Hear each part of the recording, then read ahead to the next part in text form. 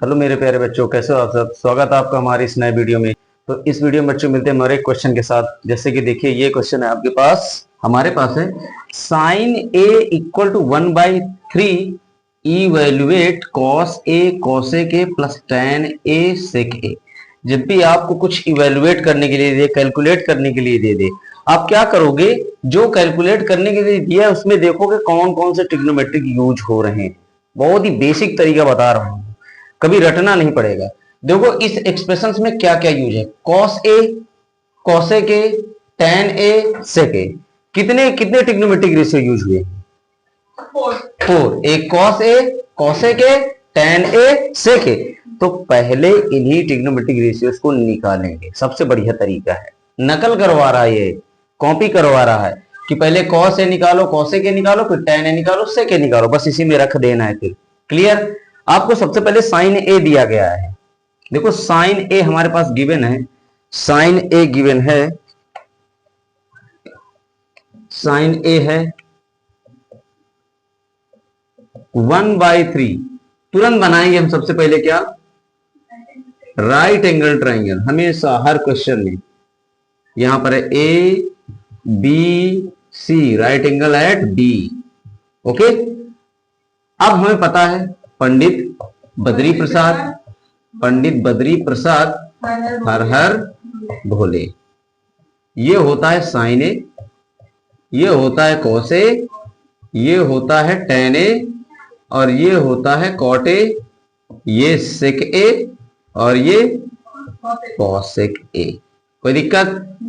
इस एंगल के रिस्पेक्ट में देखो, साइन ए इस वाले एंगल का दिया गया है ना, और इसी एंगल के पूछे हैं cos A, cosec A, tan A, sec A, मतलब सभी ट्रिग्नोमेट्रिक रेशियोज इसी एंगल के निकालने हैं। तो यहां पर साइन ए गिवन है। साइन ए की वैल्यू क्या है? Perpendicular upon hypotenuse, perpendicular upon hypotenuse. अब बताओ परपेंडिकुलर का रेशियो कितना दिया गया? 1, और हाइपोटेन्यूज का रेशियो दिया गया 3। यानी कि मानना पड़ेगा लेट परपेंडिकुलर इक्वल टू 1 के। हाँ, ये सपोर्ट करना है क्या? नहीं, कोई नीड नहीं है, आप डायरेक्टली भी कर सकते हो, ठीक है, लेकिन सही तरीका, सही हैबिट डेवलप करनी चाहिए हमें। और यहाँ पर हाइपोटेन्यूज कितना दिया गया है? 3 के। ओके, हाइपोटेन्यूज कितना दिया गया है? 3 के। अब मुझे बताना हाइपोटेन्यूज क्या है? ये 3 के, और परपेंडिकुलर कितना है? 1 के, यानी कि सीधे के 1 लिखने की कोई नीड नहीं। क्या बात समझ आ गई? कौन सी साइड नहीं गिवन है? बेस। तो सबसे पहले पाइथागोरस थ्योरम को यूज करके बेस निकालो। From Pythagoras theorem. Pythagoras theorem क्या होती है? Hypotenuse square equal to base square plus perpendicular square.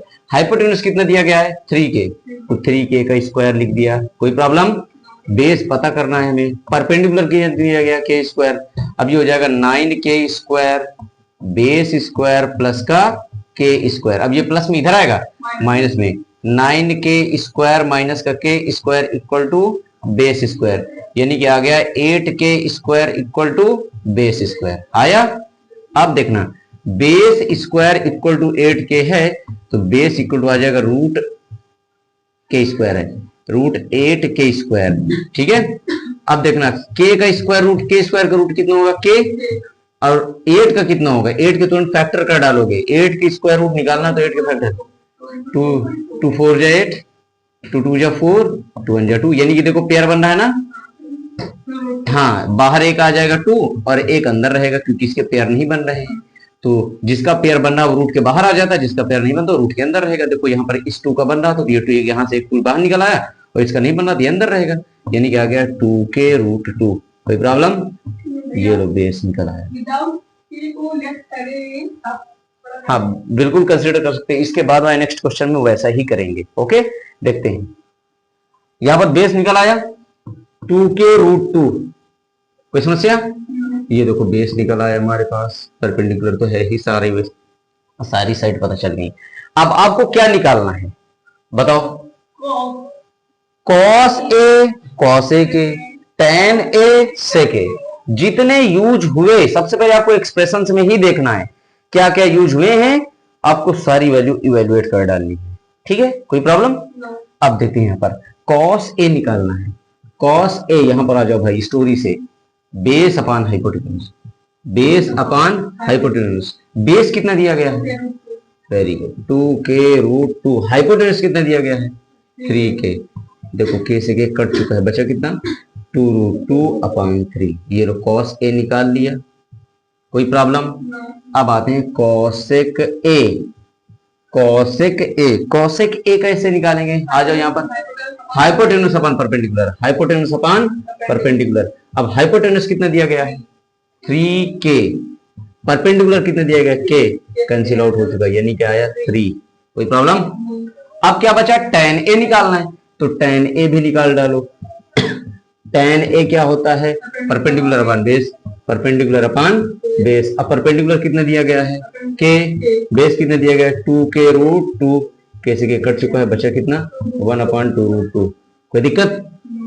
अब करोगे आप इसका रेशनलाइजेशन करो। कभी भी डिनोमिनेटर में अगर छपरी वाला नंबर आ जाए, यानी कि रूट वाला नंबर है, तो उसको गायब करोगे, हटाओगे कैसे? With the help of rationalisation. तो यहाँ पर √2 और यहाँ पर भी √2 कर दिया, तो यहाँ पर आ गया √2, यहाँ पर आ जाएगा 2 इंटू √2 का स्क्वायर। 2 बार लिखा था हमने, स्क्वायर कर, यानी यहाँ पर आ चुका है √2/2 इंटू 2, √2/4। नहीं, वो रेशनल है ना, इरेशनल थोड़ी ना है। जो इरेशनल होता है उसी का मल्टीप्लाई किया जाता है। ओके, ठीक है। क्या कैलकुलेशन टफ करने की क्या नीड है हमें? है ना, आसान कैलकुलेशन करने की कोशिश करते हैं हम। अब क्या बचा हमारे पास? sec a। तो sec a को भी निकाल डालो। sec a कितना है भाई? हाइपोटेनस अपान बेस, हाइपोटेनस अपान बेस। हाइपोटेनस कितना दिया गया है? 3k। बेस कितना दिया गया है?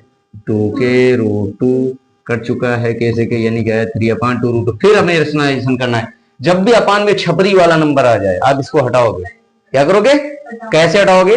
रेशनलाइजेशन करके। तो यहाँ पर √2 का मल्टीप्लाई करोगे ऊपर और नीचे, कितना आ जाएगा बताओ? 3√2/2 इंटू √2 का स्क्वायर। कट चुका है, यानी बचा 3√2/2 इंटू 2, यानी क्या चुका है? 3√2/4। Any problem? हो गया? सारी वैल्यू कैलकुलेट कर ली। इतना समझ में आया?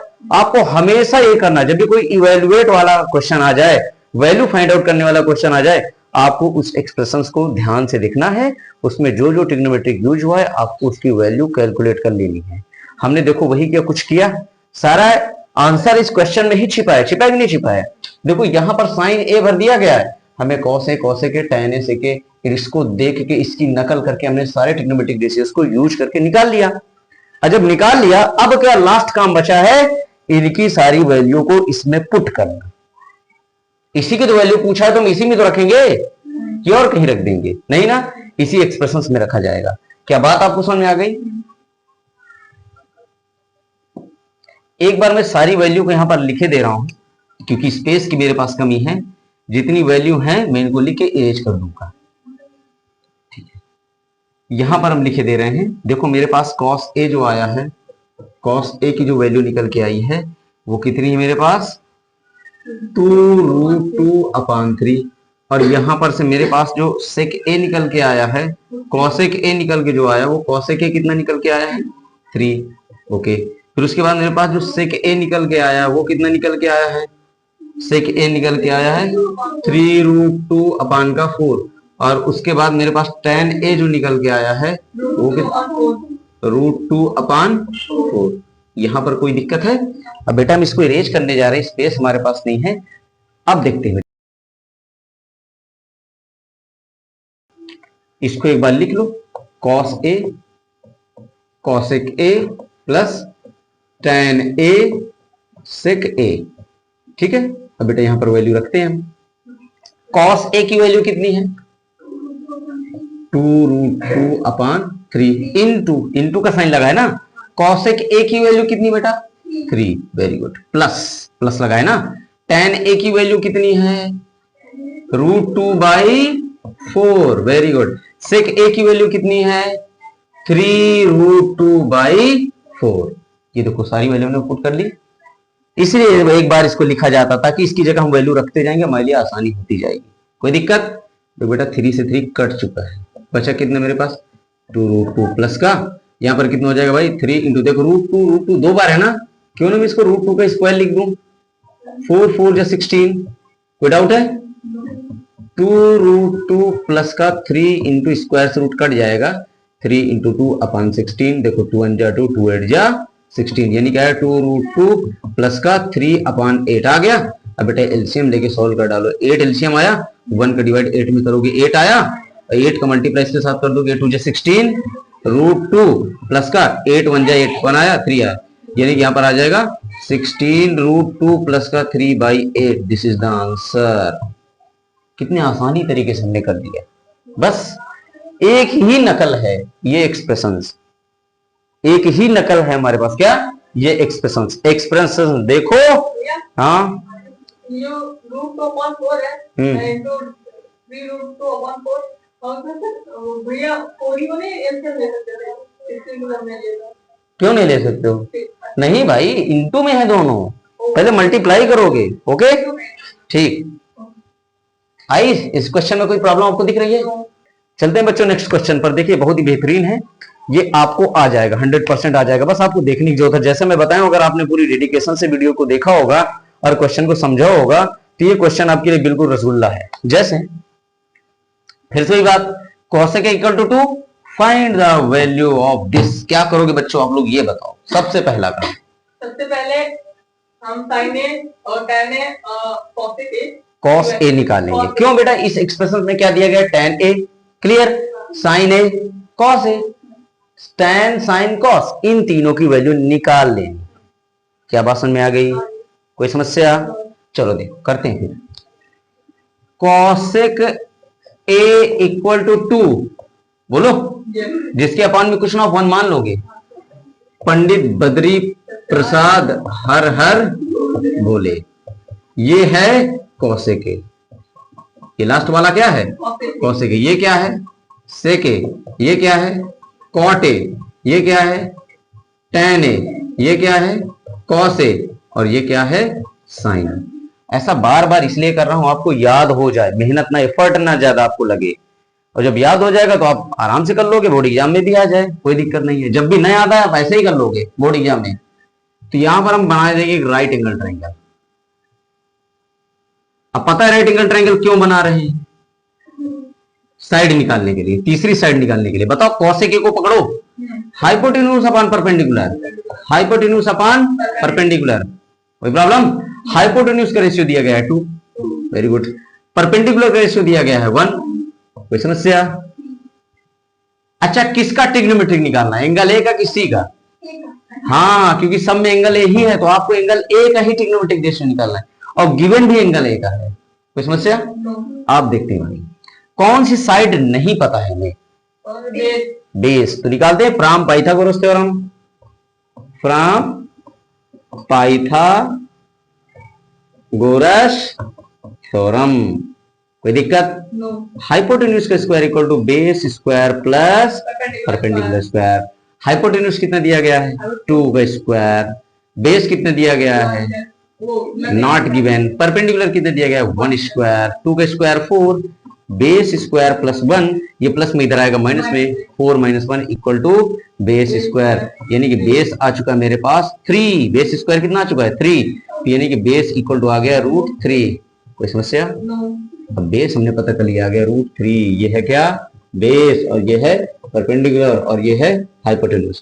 इस बार हमने रेशियो नहीं माना, वैसे भी आंसर वही है ना, कट जाएगा बाद में कि, ठीक है। तो हम डायरेक्टली तरीका भी यूज कर सकते हैं, कुछ बुकों में डायरेक्टली भी दिया रहता है, कुछ टीचर्स भी डायरेक्टली इसको करते हैं, जबकि सही तरीका है हमें रेशियो में करने वाला।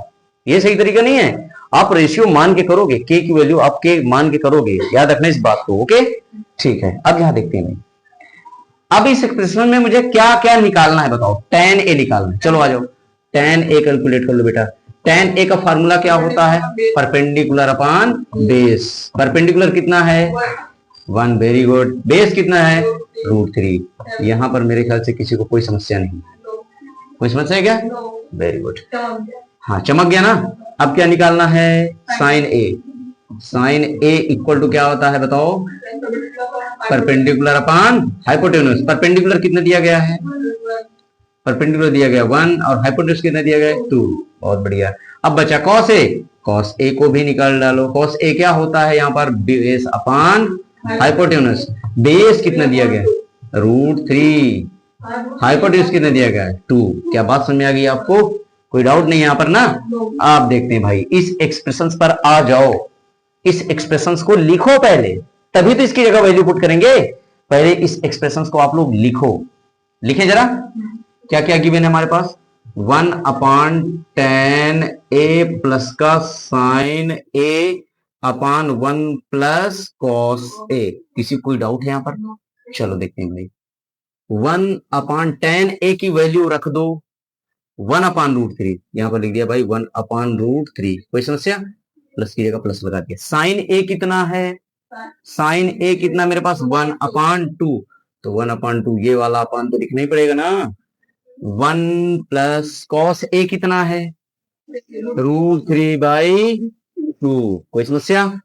भाई ये √3 ऊपर चला जाएगा, √3/1 प्लस का 1/2 अपान, इसको सॉल्व कर लो बेटा एलसीएम लेके, 2 प्लस √3/2 आ गया। बोलो, बाहर बाहर का मल्टीप्लाई, अंदर अंदर का मल्टीप्लाई। कोई समस्या यहाँ पर? √3 प्लस 1 प्लस का, यहां पर हो जाएगा 2 इंटू 1 अपान का 2 इंटू 2 प्लस √3। कोई समस्या? बाहर बाहर का 2 का मल्टीप्लाई 1 के साथ और इस 2 का मल्टीप्लाई 2 प्लस √3 के साथ। ओके, आके आते हैं, देखने जरा, इधर आते हैं। आ गया √3 प्लस 1, ओके, 2 अपान, यहां पर हो जाएगा 4 प्लस 2√3। हमें पता है छपरी वाला नंबर फिर से आ गया डिनोमिनेटर में, इस छपरी वाले को हटाओगे, क्या करोगे, 4 माइनस 2√3, 4 माइनस 2√3। रेशनलाइजेशन ऐसे तो करते हो, ए प्लस बी का रेशनलाइजेशन ए माइनस बी करते हो, उसके कॉन्जुगेट का मल्टीप्लाई न्यूमरेटर और डिनोमिनेटर दोनों में करते हो। √3 प्लस 1 प्लस का 2 इंटू 4 माइनस 2√3, यहां पर हो जाएगा बेटा ए प्लस बी, ए माइनस बी का स्क्वायर, यानी 4 स्क्वायर माइनस का 2√3 का स्क्वायर, यानी क्या गया √3/1 प्लस का 2 का मल्टीप्लाई कर दोगे 8 माइनस का 4√3 अपान का 16 माइनस का 2 का स्क्वायर, स्क्वायर से रूट कट जाएगा, यानी क्या आ जाएगा 3, यानी क्या गया √3 प्लस 1 प्लस का 8 माइनस 4√3 अपान आ गया 16 माइनस का 4, 4 3 12। कोई समस्या? यहां पर आ जाओ बेटा, कितना हो जाएगा √3/1, या फिर यहीं पर कर देते हैं √3 प्लस 1 अपान, यहाँ पर प्लस √8 माइनस 4√3 अपान का कितना आ जाएगा 4। यहाँ पर कोई डाउट? कोई डाउट नहीं। अब देखते हैं भाई, देखो 4 ऊपर से कौन मिल रहा है, क्या मिल रहा है? क्या नहीं कौन मिल रहा, तो अब एलसीएम लेके सॉल्व कर डालो। अच्छा एलसीएम ले लो, 4 आ गया एलसीएम, एलसीएम आ गया 4, 1 का डिवाइड 4 में करेंगे 4 मिला, 4 का मल्टीप्लाई √3 के साथ कर दोगे तो 4√3 आ गया, प्लस का 4 का डिवाइड 4 में करोगे 1 मिला, 1 का मल्टीप्लाई इस क्वांटिटी के साथ करोगे कोई चेंज नहीं होगा, 8 माइनस 4√3। कोई दिक्कत? 4√3 से 4√3 कट चुका है, हमारे पास बचा 8, यानी कि आ गया 2 आंसर। चमका?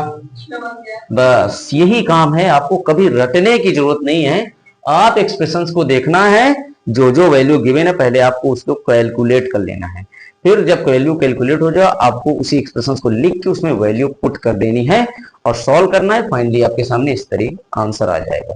विदाउट ऐसे ही क्वेश्चन बोर्ड एग्जाम में होते हैं, और जिनके हमें प्रैक्टिस नहीं किए रहते तो हमें लगता है कि क्वेश्चन हमने कभी किए नहीं और डर एग्जाम का बना रहता है। तो अगर आप इस तरह क्वेश्चन की प्रैक्टिस कर लोगे तो सारी प्रॉब्लम सॉल्व हो जाएगी बोर्ड एग्जाम से रिलेटेड जो भी क्वेश्चन है। ठीक है।